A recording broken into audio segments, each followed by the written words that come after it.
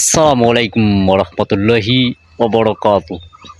বাংলাদেশে আবারও 2001 সাল থেকে 5 সালের হচ্ছে যে শিক্ষামন্ত্রী ছিলেন ডক্টর এনাম ইহসানুল হক মিলন স্যার, তিনি এবছর আবারও হয়তো শিক্ষামন্ত্রী হিসেবে সংসদে আসন গ্রহণ করবেন।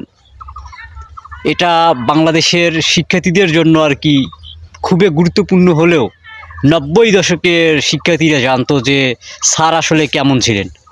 তাই যেসব শিক্ষার্থীরা পড়ালেখা করেন না তারা সাবধান হয়ে যান, নকল করার চিন্তা মাথায় কখনোই আনবেন না, কেননা তিনি মেধাকে গুরুত্ব দিতেন। তাই পরীক্ষায় নকল করার কোনো অপশন নেই।